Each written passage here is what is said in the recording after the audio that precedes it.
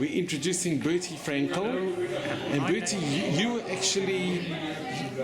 you met Sugihara yourself. Yes, I was there. Can you tell our viewers what happened? Yeah, hello. Les just happened upon me and asked me to tell you all my story. I will. I don't believe I should have any credit. It's all down to one man, Mr. Sugihara.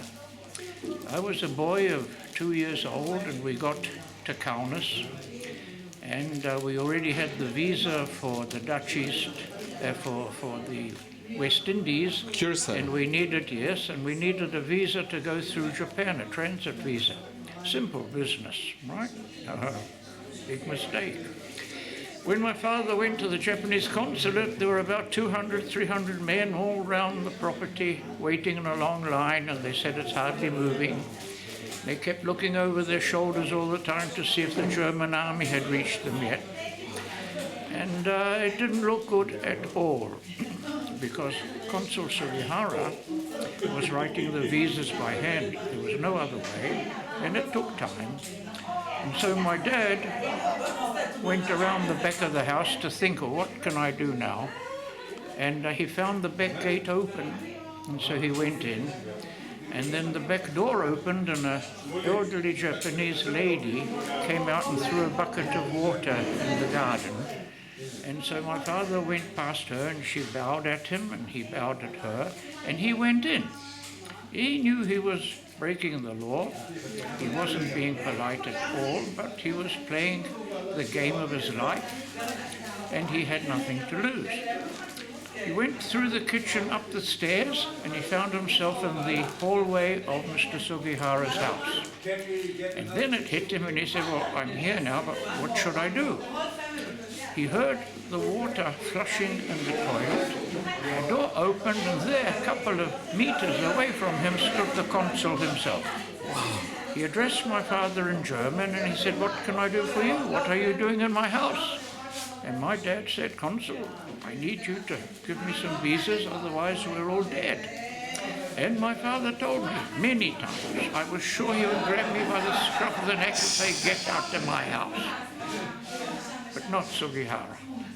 He said to him very politely in German, please come in. How many visas do you need? Wow. My father said 8.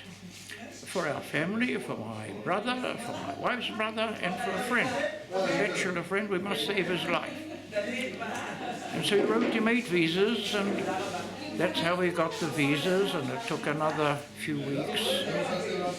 And we went on the train through Siberia to Vladivostok, and there we went onto a ship, a Japanese ship called the Amakusa Maru. I'm sure many people here also went on the ships, many voyages. The ship was nothing to write home about. Do you remember the ship? I remember the ship. How old were you at this time? I was 2.5. And you remember? Yes, because there was one big hall, and there were no seats, no beds, no rooms. It had been a cattle transport ship. But we were happy. We wanted a ship out of that continent.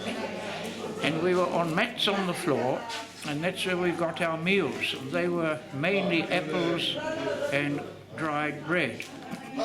There was no way of keeping it fresh. We didn't complain because it was food, and we enjoyed it. And we arrived at the port of Tsuruga. I remember a man gave me an apple, and it was delicious, the best apple I ever ate. I was hungry. It was a red, sweet apple. He just gave it to you? He just gave it to me. Later they told me there was a young boy, and his job was to walk around giving apples to the new arrivals. For me, he was a man. I was just a little boy. He was a big boy, so I thought he was a man. We stayed in Tsuruga 2 or 3 days, and then we were taken to an apartment in Kobe, where we lived for 6 months, because it took 6 months for the British to agree to give the joint visas for Australia or New Zealand. In the end, they did, and we sailed with many stops through Shanghai, the Dutch East Indies, Australia, and to New Zealand, where we arrived 2 months before Pearl Harbor. That was indeed very fortunate, for obvious reasons.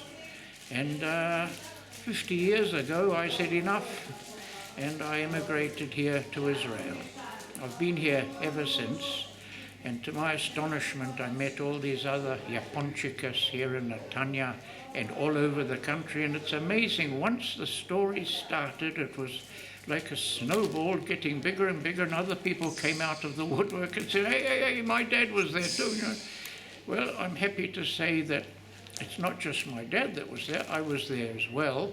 So I look upon myself as the second generation. But you were there, I was there, yeah, first generation. My sons I regard as the third generation, and my grandchildren as the fourth. And this is the greatness of what Sugihara did. He wrote 2,000 visas and saved 6,000 Jewish refugees. Today, according to what I'm told, we are in the 40,000. Yeah, and it grows every year. And every day. And it's all down to one simple bureaucrat, a Japanese diplomat called Sugihara. He asked Tokyo for instructions. They said, no, have nothing to do with it, not our business. He could have said, I'm sorry, but he didn't.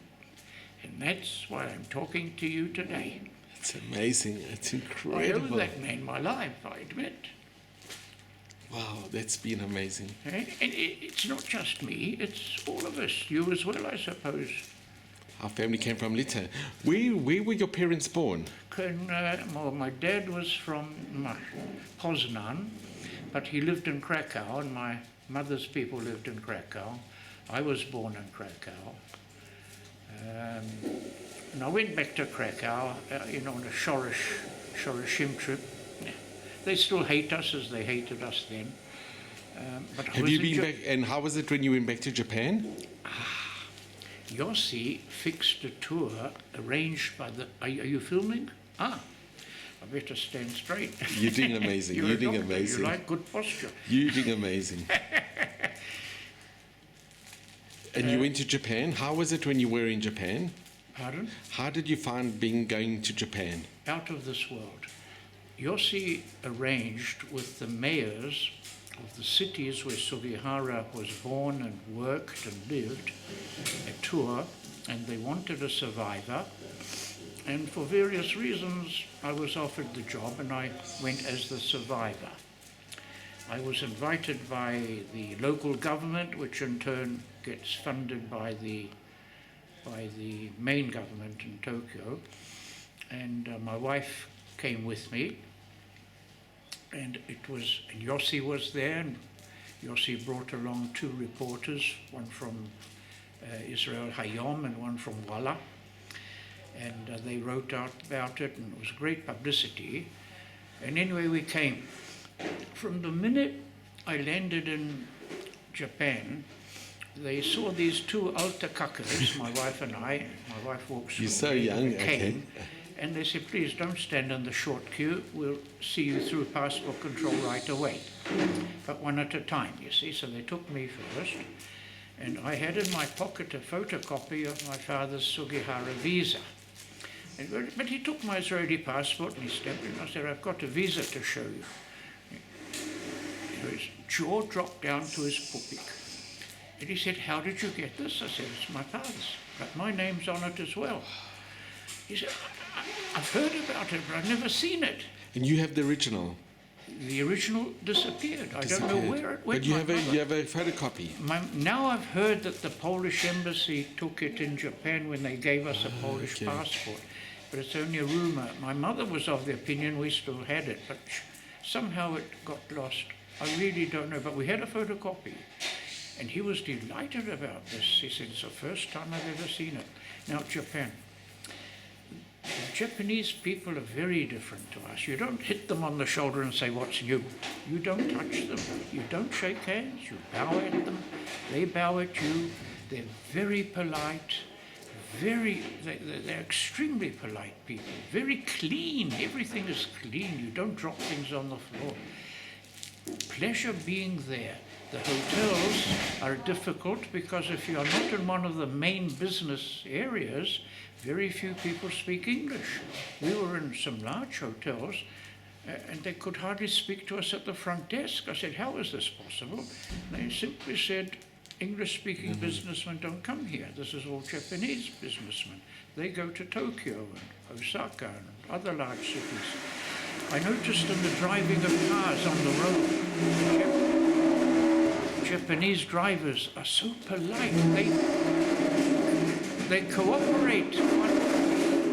They cooperate with one another, and things go smoothly. Did you go back to Tsuruga and to... I went to Tsuruga, and you don't know... And Kobe? You went to Kobe? No, Tsuruga, you don't know what happened there. We had lunch in Tsuruga, and my wife said that I was interested in a shop where I could buy some apples, because when I arrived the first time, I had a bite of an apple. And the chappie in charge from the city smiled, and he said, it's being arranged. I didn't know what he meant, but I figured his smile, he knows something he's not telling me. And those Japanese people are so well organized that a plan is a plan and it always works out. Anyway, we went to the port and he said, this is where you landed and this is where you came off the ship. Look down. And I looked down, and in the concrete was set a boy handing a red apple to an immigrant, to a refugee, a permanent memorial. I said, fine, incredible, incredible. We took pictures of that, got onto our little minibus and drove to the museum in Tsuruga, and Yossi said through the window, that man with the basket, that's the mayor of the city. He will approach you as you get off the bus. I got off the bus, and the mayor gave me a basket with several red apples inside, and he said, I believe you had one of these once. Wow, that's amazing. The mayor gave me they are so good at organizing. We can learn a lot from them. They are building a new museum in Tsuruga. In my opinion, there's nothing wrong with the present museum, but they say it's not big enough, so they'll build a new one. It will be open in 2 years, November 2020. They would invite me, I must come. I said, look, if I can, I will, but you haven't started building it yet. They said, no, the engineers say it's too early. They don't want to finish it before time for budget reasons. They know when to start. That's Japan. And I promise you, Les, it will be ready. They know what. Look. So please God, you'll be there and you'll go to the opening. Yeah, I'll be there with another friend who lives in Australia, who was also a refugee with us in 1940.